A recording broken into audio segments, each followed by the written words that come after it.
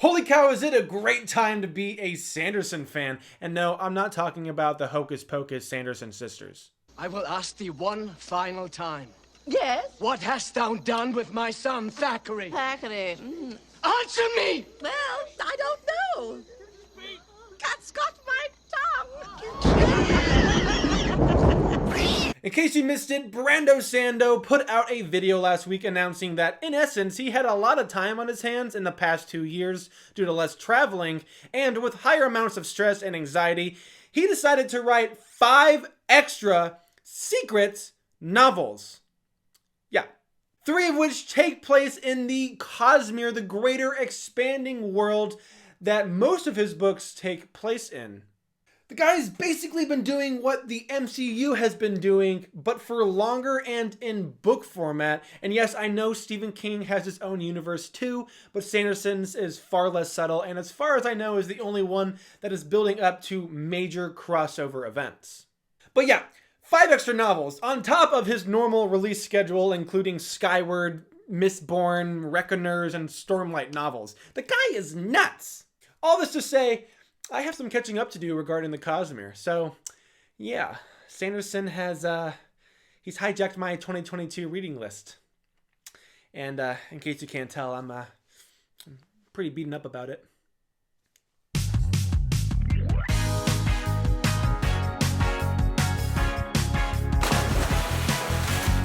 Hey everyone, and welcome to the Sandbox. Today's video is the first of many Cosmere rankings to come. As I've said before, BrandoSando is my favorite currently working author. The Stormlight Archive changed my life, and I'm happy to say that I've officially caught up with Mistborn Era 1. His 4th entry into Era 2 is releasing this November, and so I am aiming to catch up in time for that release, and you can definitely expect another ranking video of all 7 Mistborn novels down the line, not including novellas like Secret History, which I just finished last night.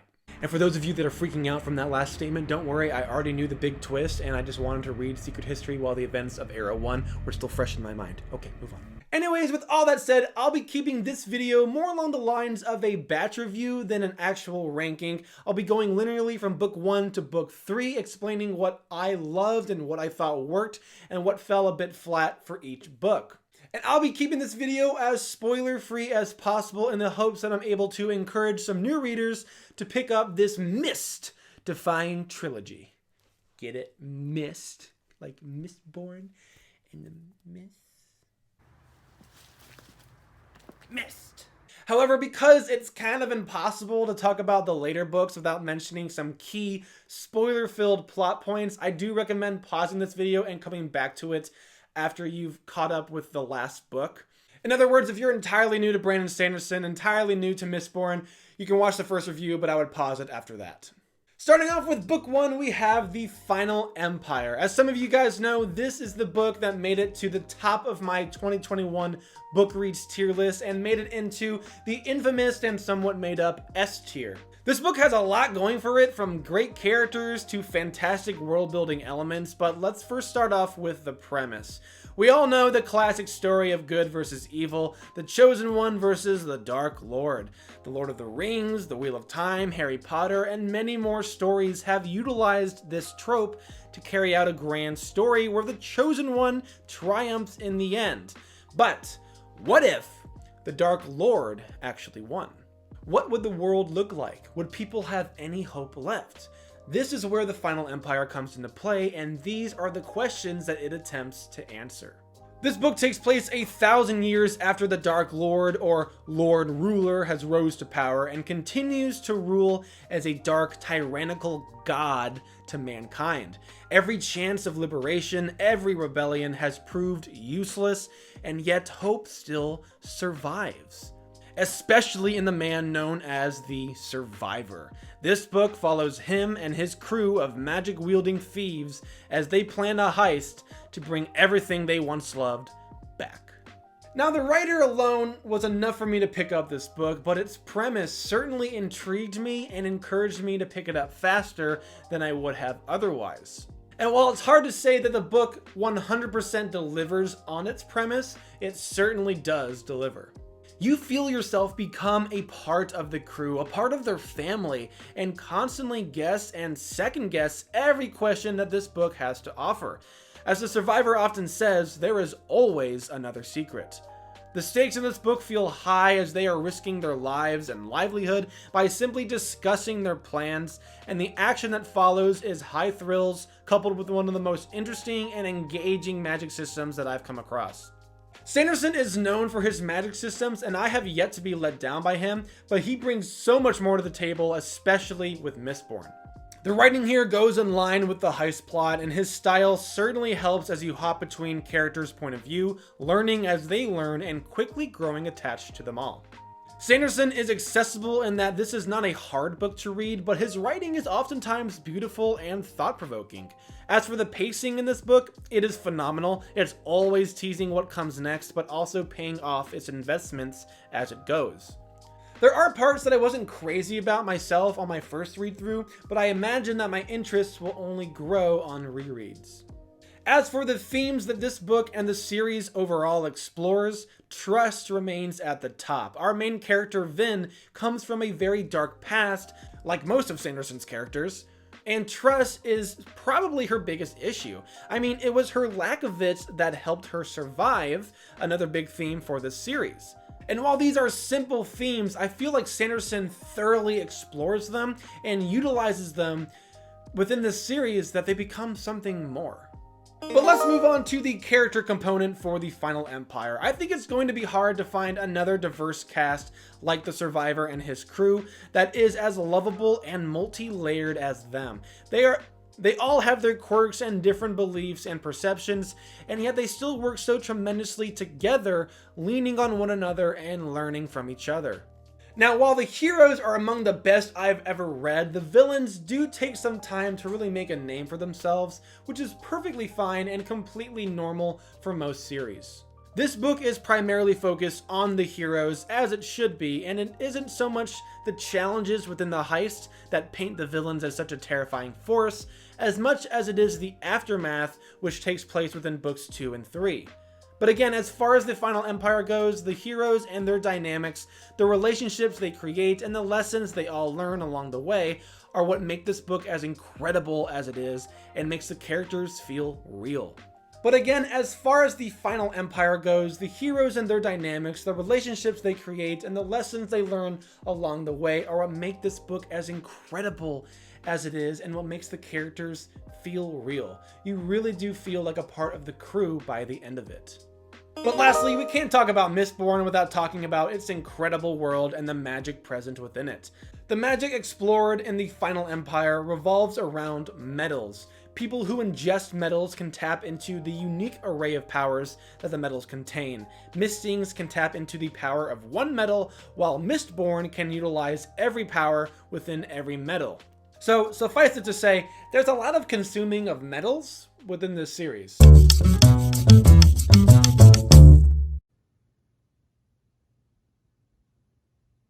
The powers themselves lend to awesome action scenes as well as espionage missions that require manipulation and gathering intel, and the magic system imbues the series with a breath of fresh air, adding a layer to the world that can be explored indefinitely. As for the world itself, the map, in my opinion, is pretty basic. However, this world is home to mists that appear at night, and most people fear them. And there are also several ash mounds or volcanoes that spew ash constantly, adding a layer of ash between the land and the sun, thus distorting the sun to a sinister red. It's a unique world given those aspects, but the majority of this story takes place in the capital of the Central Dominance, Luthadel, which gives off these really cool Sherlock Holmes industrial London vibes. The setting serves well for a mysterious heist story, and it only expands with each subsequent book. I also love how much history and religion there is to explore within this world, and how it all affects the culture within the general population, also known as the Ska, as well as the nobility. Overall, this is such an awesome book that offers something for everyone. You like romance? Boom! Romeo and Juliet romance. You like action and magic? Boom! Simple yet complicated magic system that makes for some amazing fights. You like mysteries? Well, there are tons of questions to explore within this world and amongst its mysterious characters. But do you like heists? Yeah, well, who doesn't? You're not special. But seriously, this is just such a worthwhile book to pick up that serves as a great standalone, but an even better introduction to a vast world and amazing trilogy. Overall, I give this one a 9 out of 10. Again, not everything will land for everyone, especially not the first time around, but everyone will find this read rewarding and above all, exciting. So let's move on to Book 2, The Well of Ascension. Again, if you are not caught up to the events that take place within the Final Empire, pause this video and come back afterwards. I mean, you don't have to, but if you don't, I will have to hunt you down, and nobody really wants that. Following the events of the Final Empire, our characters find themselves in quite the delicate predicament and are forced to protect Luthadel from outside forces that seek claim on the city and the Final Empire itself. Ellen Venture is not the king he wishes he could be, and Vin is struggling to figure out who she is after losing the biggest role model and influential figure in her life. Sure, the Lord Ruler is gone, but the aftermath of what that really means is only just beginning, and when Sazed learns of the turmoil that the planet itself is starting to go through, the search for the hero of ages as well as the lost ancient religion of the Terracemen becomes relevant once again.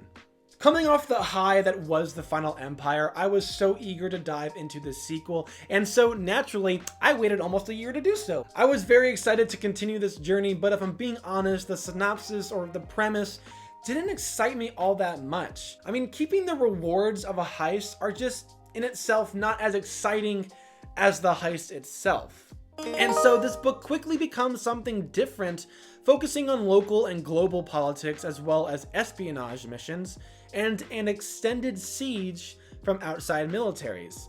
Now, as interesting as extended sieges are for a main plot, my actual main issue with this book is that it's written in a way to keep you guessing, so when you do finally come to the end of this 750-page book, some things simply don't land and your memory is tested as revelations start to pour out.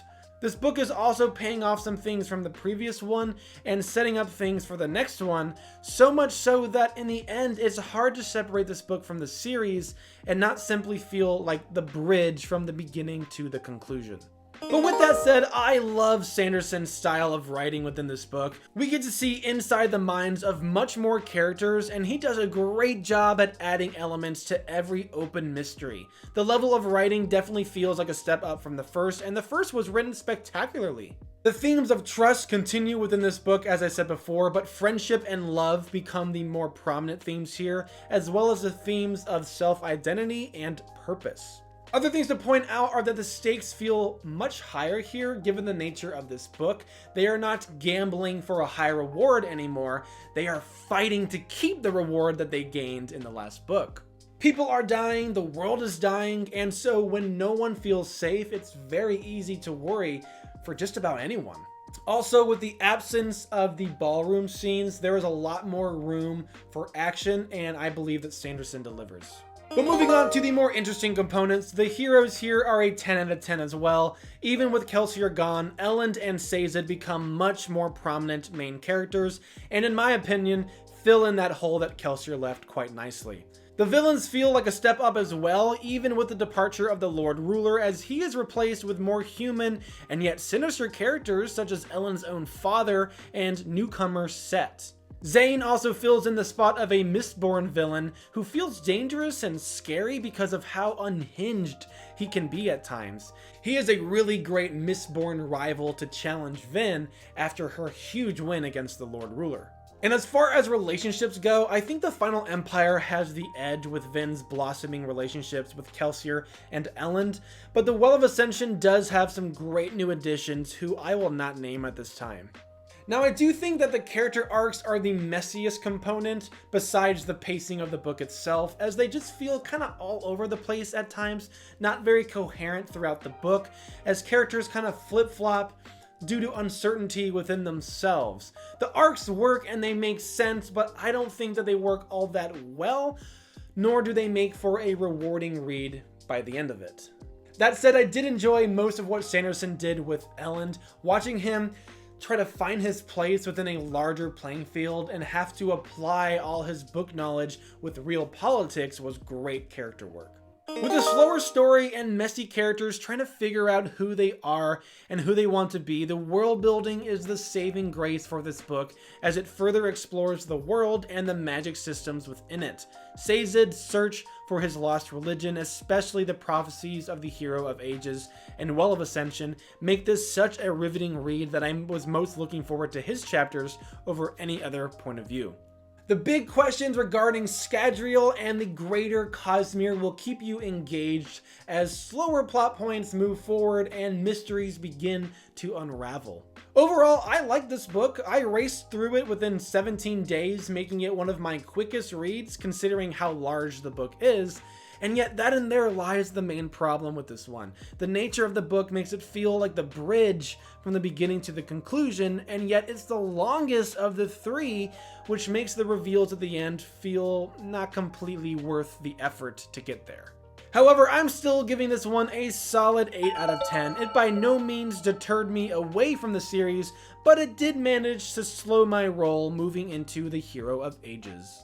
Which brings us to the third and final book of Mistborn Era 1, The Hero of Ages. Again, if you are not caught up with the first two books, I recommend pausing this video and coming back, especially if you weren't the biggest fan of the Well of Ascension like me, and you want to know if it's worth it to continue on. 1 year has passed since Vin was able to locate the Well of Ascension and rise to godhood, or close to it temporarily, and in doing so released Ruin from his prison, kicking off the countdown to the end of the world. Luckily, she was able to save Elend at the well by gifting him allomancy, a bit of preservation of his own body, transforming him into a full-fledged Mistborn. Now they are on the hunt for clues that the Lord Ruler left in his wake to piece together the past and coming atrocities in the hopes of merely surviving. This one was kind of weird in its structure and pacing for me, but I'm still not entirely sure if it's due to coming off from the Well of Ascension a little burnt out, or if it's because this book could have used another round of polishing. The book does a tremendous job at weaving in answers to lingering questions from the first two, but it also poses new questions and new mysteries that need to be solved, and yet I still found this one difficult to read, at least for the first half. The main characters here are split up for almost the entire book, all on their own different journeys and missions to keep not only the Empire intact, but also the world itself. And what's worse, now that they know Ruin can change written words except those in metal, and that he cannot read minds, this leaves the characters even more distant from each other as they are left on their own, all trying to accomplish similar goals. Trust and faith in one another become very necessary given these parameters, as they cannot work together without Ruin learning of their plans. The structure for this book does make it hard to follow at times. I was oftentimes struggling to remember what character knows what and when did they learn it in relation to other characters that they've met with and then left again. I was just constantly second guessing what I myself knew, which can make for a frustrating read. On top of that, the first half of this book feels like a completely different book than the second half, tying up loose ends from the first two and setting up the big finale to come. However, all that said, this book was such a joyride for me as I had no idea where it was heading. The stakes have never been higher, which allows for some of the best fights, most epic moments, and most shocking reveals in any book you'll ever read. I was able to call a few things myself just by piecing together key clues from Sanderson, but there was so much left to uncover and unpack with this book that I was shocked with every chapter in the last and final part. After 2 long books with these characters and having them split up in this one, you definitely get to know them inside and out. Sazed struggles with his faith, Spook struggles with his place in the crew, even Breeze struggles with some newfound responsibility. Yeah, I got responsibilities now. Responsibilities? You really feel for these characters and you don't want to see them get hurt, but they all do, and it makes for very compelling storytelling. But the world building in this book is what really pushed it over the edge for me and is what kept me engaged from start to finish. Getting to learn more about ruin and hemalurgy, as well as the history and cultures within this book, such as Kandra and Kolos, was so interesting. And this is also a very big Cosmere book, as you get to learn more Cosmere terms and properties. All in all, this is a fantastic end to the first Mistborn trilogy. It takes a bit to get going, but once it does, it feels like a whole different book, completely devised to bring chills to your spine and make your hair stand on end. I give this one an 8.5 because I certainly like it more than the Well of Ascension, but it doesn't quite make it to the Final Empire's level for me. Really, this is like an 8.7 to an 8.9, but I try to keep my scores to half-point denominations. I hope you guys enjoyed this video. If you have read Mistborn, I would love to hear how you guys would rank Era 1 down in the comments below. And if you've read Era 2, let me know your ranking for that one as well, but please avoid spoilers if you can. Thank you so much for tuning in. Don't forget to smash that like button and share this video with a friend. My next ranking video is going to be on the Avatar: The Last Airbender graphic novels, which are a continuation of the show. And if you would like to know the rest of my March video plans, you can do so by giving me a follow on Instagram using the link in the description below. But as for now, that's it from me. I will see you guys next time.